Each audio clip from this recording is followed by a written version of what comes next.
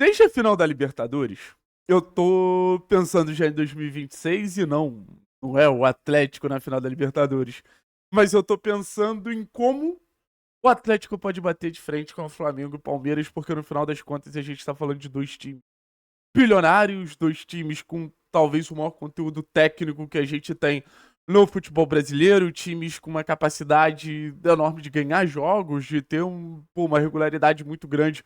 Não é à toa que brigam pelas últimas grandes competições que a gente tem, tanto no futebol brasileiro quanto no futebol sul-americano, né? E eu separei aqui 4 itens que eu acho que Palmeiras e Flamengo eles têm que os outros times não têm. 4 itens que Flamengo e Palmeiras, podemos dizer assim, estão na frente dos outros e no final das contas acaba sendo um sentimento que, se a gente souber lidar com esses itens, eu acho que a gente consegue controlar Flamengo e Palmeiras. Óbvio que não é fácil.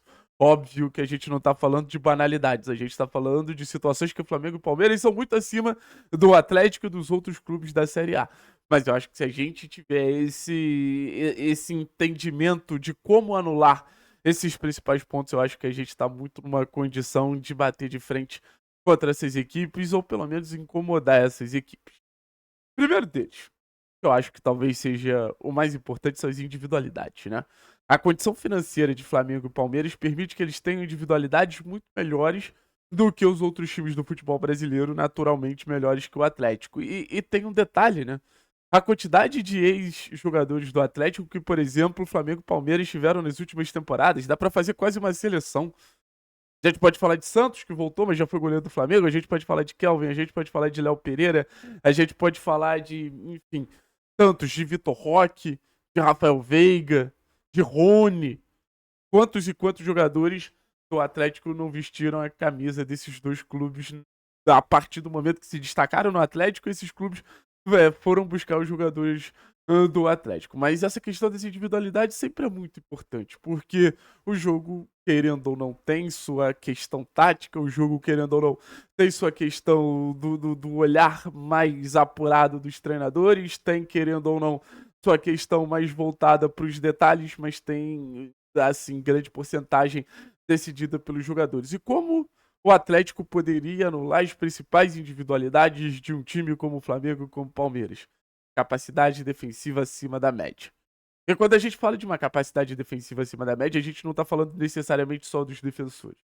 Quando a gente está falando de uma capacidade defensiva acima da média, a gente está falando, por exemplo, de situações que a pressão do Atlético force um erro numa situação mais perto do gol desses times, a gente recupere a bola e consiga fazer o gol.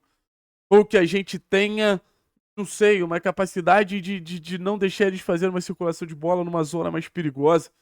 Pra óbvio, quando essa bola chegar na nossa defesa, essa bola tá um pouquinho mais comida, um pouquinho mais. Um pouquinho menos desenvolvida, para aí a gente poder elaborar um pouquinho melhor esse jogo. Então, saber se defender contra essas principais individualidades é fundamental. Não tô falando que é fácil anular um De Arrascaeta, não tô falando que é fácil anular um Vitor Roque, não tô falando que é fácil anular um Pedro. Mas é nesse confronto ataque contra a defesa que o jogo vai basicamente ser pautado e que você precisa levar melhor. E aí entra a questão. Qual é o nível defensivo que o Atlético ele entra na Série A? E talvez tenha que ser o maior salto que o Atlético precise dar no mercado de transferências para a gente realmente ser um time. Não vou falar incontestável, porque incontestável talvez seja um sonho muito alto, mas ser um time bem acima de qualquer pretensão que a gente teve nas últimas temporadas. Eu acho que Arthur e Teran defensivamente são dois jogadores muito sólidos para tudo que a gente vai encarar num contexto de Série A. Benavides e Esquivel bem fisicamente são dois jogadores que eu acho que vão ser muito importantes para a gente manter uma linha de 5 sólida e acredito sim que estrategicamente vai ser o caminho que o Atlético vai seguir. Acho que ainda falta um zagueiro e acho que falta um entendimento. Qual vai ser do Santos? Vai dar conta de uma Série A?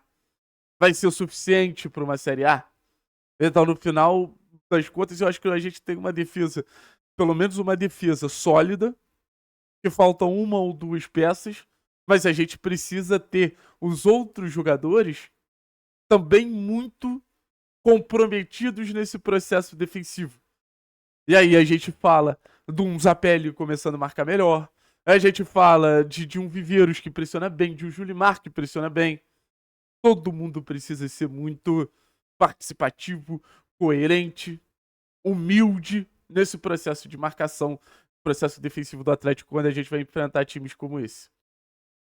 Aí você tem outra questão, que é o volume ofensivo. Esses times, eles tendem a atacar muito quando jogam contra times um pouquinho inferior tecnicamente. Flamengo, Palmeiras vão nos atacar muito. E o que a gente precisa entregar? Defesa forte, como a gente acabou de explicar, porque você vai precisar defender por muitos minutos, mas você também precisa da transição.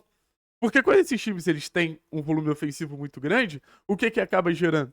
Esses times eles avançam as linhas, esses times sobem toda a questão de marcação, esses times tentam nos sufocar, tentam criar cenários ali para ter basicamente todo mundo no nosso campo de defesa, só que eles cedem espaço nas costas. E a transição com certeza vai ser o principal ponto ofensivo do Atlético ao longo da temporada. A transição que permite, por exemplo, Viveiros e Julimar correr nas costas da defesa adversária. A transição que permite Léo Derek e Mendonça serem ótimas válvulas de escape, como foram nessa reta final, para mim, o melhor Atlético que a gente teve ao longo da temporada. Que permite o Zapelli, o João, o Esquivel, o Benavides, o Arthur serem ótimos lançadores. A base da jogada do Atlético ela é sempre muito talentosa para encontrar esse passe em profundidade, esse passe que rompe, esse passe que busca essa alternativa. Então não adianta você ter só o plano defensivo, você precisa ter um plano ofensivo. E eu acho que, por exemplo, nessa temporada o Ceará é um grande exemplo disso. Uma das melhores defesas da competição, 36 gols sofridos, um dos piores ataques da competição, cerca de 33, 34 gols marcados, um dos times que menos finaliza. Então o Ceará ele cumpriu muito bem parte do plano, mas o segundo ato precisava ser melhor desenvolvido. Repertório ofensivo, são times que costumam atacar muitos minutos, como a gente falou sobre volume, mas costumam atacar de maneira diferente. Até pelas individualidades que tem, usam os laterais, usam mais os jogadores do meio campo, usam os atacantes, então essa questão do repertório ofensivo também é algo que vai exigir uma solidez defensiva muito forte e a defesa forte dos caras. E aí eu acho que a gente precisa ter a transição, essa alternativa, mas um bom jogo de transição começa com bons escapes. Ou seja, esses times eles vão tentar pressionar a gente, vão tentar sufocar, vão tentar recuperar essa bola o mais rápido possível. O que a gente pode fazer? Uma saída rápida, um passe que rompe. E aí, pra mim, entra o principal protagonista na temporada do Atlético pra tentar fazer com que esse jogo ele se desenvolva da melhor maneira possível, que é Bruno Zapelli. E eu vou botar outro jogador que eu acho muito importante nessa função, que foi se provando que é o Arthur Dias. São dois jogadores que, a partir do momento que a pressão vem, a gente já consegue pensar no passe nas costas da defesa adversária para que esse passe ele encontre um jogador em progressão nas costas de zagueiros, nas costas de laterais e o Atlético consiga desenvolver. Então, pra gente ter um bom Viveiros, pra gente ter um bom Julimar, a gente precisa de um bom primeiro passe do Arthur, precisa de um bom primeiro passe do Zapelli para o jogo acontecer. Então, no final das contas, é um Atlético reativo, é um Atlético vertical, é um Atlético de transição.